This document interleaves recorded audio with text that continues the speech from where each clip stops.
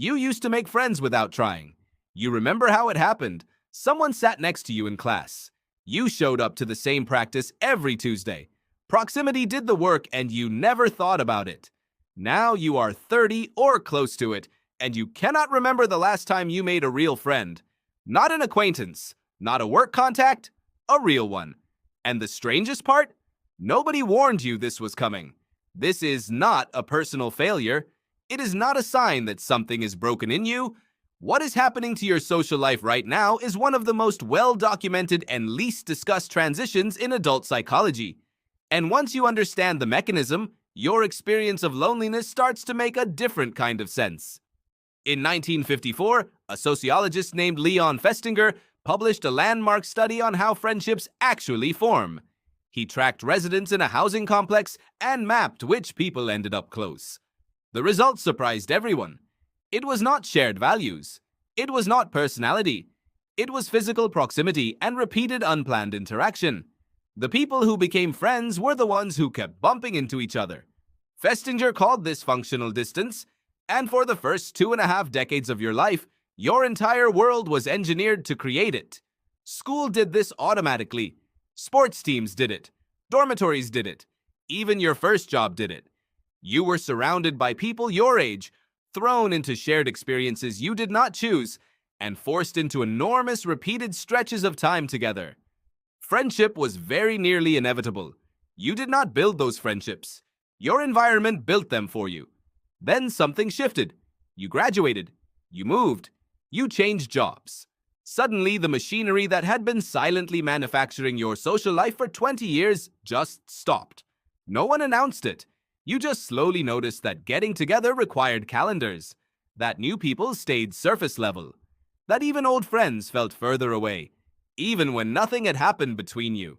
Psychologist Robin Dunbar has spent decades studying the limits of human social connection.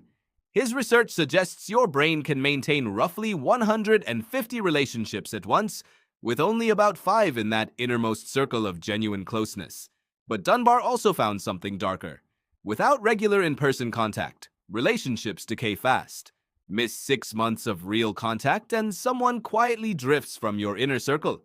Your brain simply does not hold space for people it no longer experiences. So here is what is actually happening after 30. Your brain is not broken. Your capacity for friendship has not shrunk. What has shrunk is the infrastructure. The invisible scaffolding that used to create spontaneous contact has been removed and nothing replaced it. You now have to build every connection deliberately with people who are also exhausted, also overscheduled, and also waiting for someone else to go first.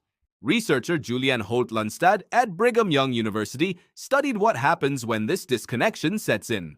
Her findings were striking. Prolonged loneliness carries health risks comparable to smoking 15 cigarettes a day.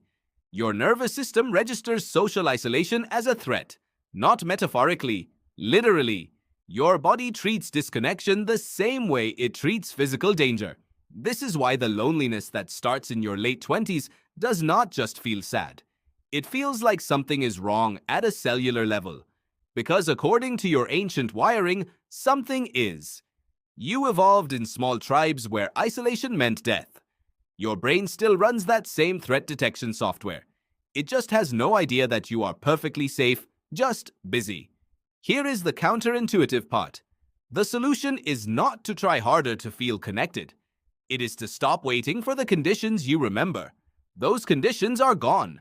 What actually rebuilds your connection at this age is repeated low-stakes contact. Not deep conversations, not vulnerability, not the dramatic reconnection you keep imagining. Just showing up to the same place with the same people again and again until proximity does its quiet work.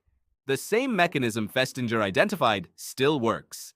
Your brain still responds to repeated unplanned contact the way it always did. It just needs you to engineer those exact conditions now, because life will no longer do it for you. You used to make friends without trying. That was never really you. That was the structure around you. Now you have to build it yourself. That is not a loss. That is just what it looks like when you finally start doing it on purpose. If this earned a few minutes of your attention, imagine what the next video might do. subscribe, and become part of a community.